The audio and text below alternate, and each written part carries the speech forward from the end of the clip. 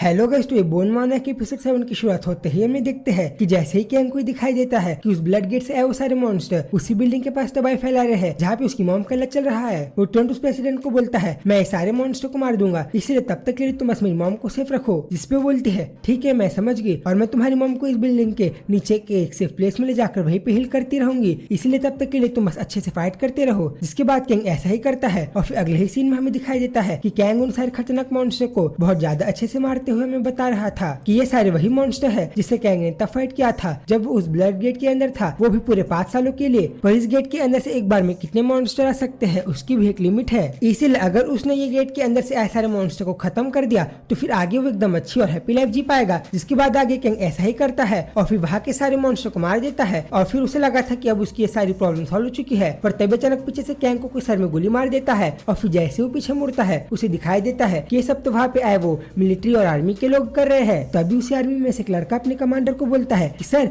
इसने तो यहाँ पे किसी भी इंसान को नहीं मारा, बल्कि इसने तो यहाँ पे आए इनसाइड डेंजरस मॉन्स्टर को ही खत्म किया है, तो क्या फिर भी हमें इसे मारना पड़ेगा। जिसपे कमांडर बोलता है ये सारी चीजें कुछ भी मैटर नहीं करती, क्योंकि यही वो रीजन है जिसके कारण यहाँ पे इतनी ज्यादा तबाही हो रही है, इसलिए हमें इसे तब तक रोक के रखना पड़ेगा जब तक हमें सपोर्ट करने के लिए बाकी के हंटर यहाँ पे नहीं आ जाते। और फिर इसी के साथ आगे वो आर्मी के लोग अपने टैंक का यूज करके बहुत ही बुरी तरीके से कैंग पर हमला करने लगते हैं और उनके मिसाइल्स इतने ज्यादा पावरफुल थे कि कैंग अपने आप को बिल्कुल भी नहीं बचा पा रहा था, जिसके कारण थोड़ी ही देर में उसके आंख से आंसू तक निकलने लग गए थे। और फिर उन लोगों से बहुत ज्यादा रिक्वेस्ट कर रहा था कि तुम लोग प्लीज ये सब करना बंद कर दो, पर वो लोग उसकी एक नहीं सुनते और कैंग के ऊपर हमला करते ही रहते हैं। जिसके बाद आगे हमें दिखाई देता है कि कैंग के चारों तरफ की जगह बुरी तरीके से तबाह हो गई थी और अब तो उसकी हालत इतनी ज्यादा खराब हो गई थी कि उसके चारों तरफ से कि उसके पूरे शरीर से खून निकल रहा था। पर तभी उसे वो प्रेसिडेंट की बात याद आती है जब उसे कह रही थी कि तुम अपना ध्यान रखना क्योंकि तुम अपने अंदर के मॉन्स्टरिफिकेशन के प्रोसेस को नहीं रोक सकते। जिसके बाद अगले ही सीन में हमें दिखाई देता है कि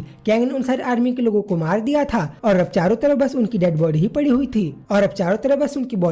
थी पर तभी उनकी बॉडी के बीच में कैंग को कुछ ऐसा दिखाई देता है जिसको देख के वो बहुत ही ज्यादा हैरान हो जाता है। और फिर तभी सीन थोड़ा सा पास्ट में चेंज होता है जहाँ पे हम कैंग को अपने क्लास में बहुत ही ज्यादा तड़पता हुआ देखते हैं, क्योंकि उसे टाइसू हर रोज की तरह अपने पावर का यूज करके बहुत ज्यादा बुली और परेशान कर रहा था। और तभी हमें दिखाई देता है कि कैंग के ही क्लास का एक लड़का ये सारी चीजों को बैठ के देख रहा था। फिर आगे हम थोड़े टाइम बाद का सीन देखते हैं जहाँ पे कैंग को वही येलो बाल वाला लड़का बोल रहा था कि वो बैस्टर टाइसू भला वो हर बार तुम्हें ही क्यों परेशान करता है, कि वो पागल टाइसू भला वो हर बार तुम्हें ही क्यों परेशान करता है। जिसपे कैंग थोड़ा सा उदास होते हुए बोलता है क्योंकि मैं एक आसान टारगेट हूँ और अगर ये सब ऐसे ही चलता रहा तो तुम भी मेरे साथ लपेटे में आ जाओगे, इसलिए तुम स्कूल में ऐसा प्रिटेंड करो कि तुम मुझे जानते ही नहीं। और ये सुन के वो येलो बाल वाला लड़का बहुत ही ज्यादा गुस्से में कैंग को कॉलर से पकड़ के बोलता है तुम भला ये सब क्या बकवास कर रहे हो, क्या सही में तुम्हारा दिमाग खराब हो गया है। और फिर इसी के साथ वो गुस्से में वहाँ से चले जाता है। और तभी आगे कैंग हमें बैकग्राउंड से बताता है कि इसी तरह से उसके बचपन के दोस्त ने भी उसे अकेला छोड़ दिया था, बट या फिर वो ये कहे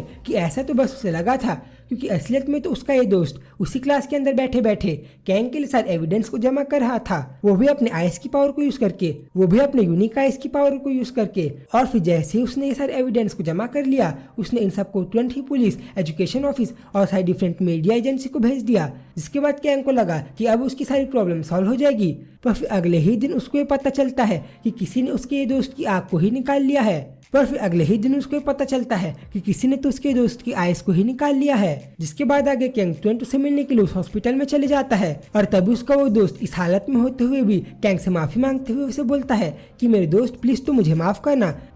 प्लीज तुम मुझे माफ करना, क्योंकि मुझे ऐसा लगता है कि कल से मैं तुम्हारे साथ स्कूल में नहीं आ पाऊंगा। और तभी उसे ऐसा बोलता है देख कैंग बहुत ही ज्यादा गुस्से में उसे बोलता है वो बैस्टर टाइसू तुम देखना अब मैं उसको छोड़ूंगा नहीं। पर तभी उसका वो दोस्त एकदम सीरियस लुक में बोलता है तुम ये सब करने का सोचना भी मत, क्योंकि ऐसा करने से तुम्हें बस नुकसान ही पहुंचेगा। फिर आगे कैंग उसे पूछता है कि अब तो तुम्हारी आंखें नहीं बची है, इसलिए अब तुम आगे भला क्या करोगे। जिसपे उसे बताता है कि अब मेरे लाइफ में वैसे भी कुछ नहीं बचा है, इसलिए अब मैं आगे आर्मी को ज्वाइन कर लूंगा। और फिर आगे हम डायरेक्ट प्रेजेंट में जाते हैं और तभी हमें दिखाई देता है कि कैंग को उन आर्मी के लोगों के डेड बॉडी के बीच में अपने उसी स्कूल टाइम वाले दोस्त के कटा हुआ सर दिखाई देता है। और तभी उसको देख के पहले तो वो बहुत ही ज्यादा हैरान हो जाता है और फिर अगले ही सेकंड अपने उस दोस्त के सर को पकड़ के कैंग बहुत ही ज्यादा जोर से चिल्लाते हुए रोने लग जाता है। और फिर अगले ही सेकंड अपने उस दोस्त के सर को पकड़ करके कैंग बहुत ही ज्यादा जोर से चिल्लाते हुए रोने लगता है। फिर इसी टाइम उसे बहुत ज्यादा दुख हो रहा था कि भला उसने ये क्या कर दिया है, पर इस टाइम में भी वो सारे मॉन्स्टर कैंग को अकेला नहीं छोड़ते और फिर एक साथ उसके ऊपर अटैक कर देते हैं। पर कैंग भी कुछ कम नहीं था और फिर अपने एक ही अटैक का यूज करके वो सारे मॉन्स्टर को एकदम बेरहमी के साथ खत्म कर देता है।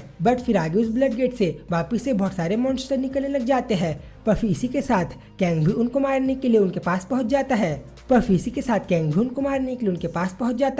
पर फिर आगे सीन चेंज होता है और हम वापिस से प्रेसिडेंट के ऑफिस को देखते हैं, जहाँ पे एक आदमी कैमरा में कैंग को ये सब करते हुए देख के उस प्रेसिडेंट को बोल रहा था कि भला ये सब क्या है। जिसपे प्रेसिडेंट बोलता है कि ये वही मॉन्स्टर है जिसने पूरे कुम गिल्ड के लोग और साथ ही में जापान के प्राइम मिनिस्टर को मारा था और इस पूरी दुनिया में आए इस क्लाइमेट चेंज का कारण यही है। मेरा मतलब ये सारे ब्लड गेट इसी के कारण ओपन हुए हैं और बहुत सारे इन्वेस्टिगेशन के बाद हम सब एक ही कंक्लूजन में आए हैं कि हमें इसे कैसे न कैसे करके मारना ही पड़ेगा ताकि ये सारे गेट वापस से नॉर्मल हो जाए। पर फिर भला ये लोग एक दूसरे के साथ ही क्यों फाइट कर रहे हैं। जिसपे आदमी प्रेसिडेंट को बोलता है ये तो हम नहीं जानते, पर हाँ ऐसा क्यों हो रहा है ये जानना हमारे लिए बहुत ही ज्यादा इम्पोर्टेंट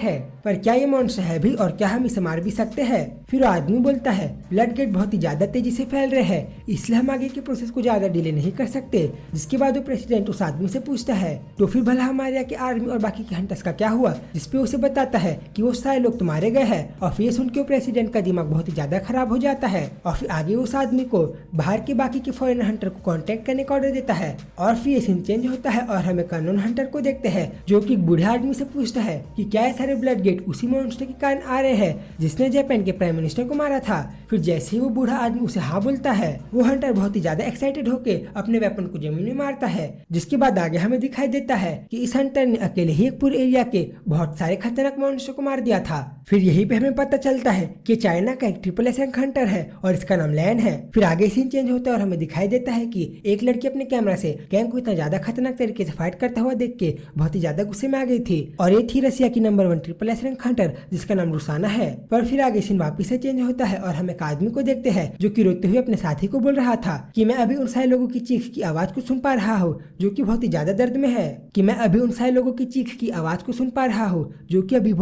दर्द में है इसलिए मुझे यहाँ से कोरिया जाना ही पड़ेगा। जिसपे उसका साथी बोलता है भला आप ये क्या कह रहे हो, क्योंकि अगर आपने ऐसा किया तो भला रशिया की वॉर का क्या होगा। और फिर यही पे हमें दिखाई देता है कि हमें पता चलता है कि ये दोनों ऊपर से नीचे के साइड में हो रहे लोगों के बीच की वॉर को ही देख रहे थे। फिर वो आदमी अपने साथी को बोलता है ये वॉर तो खत्म हो चुकी है। जिसके बाद अगले ही सीन में हमें दिखाई देता है कि उस आदमी ने अपने एक ही अटैक को यूज करके उन सारे लोगों को जो कि एक साथ उस वॉर में फाइट कर रहे थे उन सबको एक बार में ही जान से मार दिया था। और ये देख के उसका साथी बहुत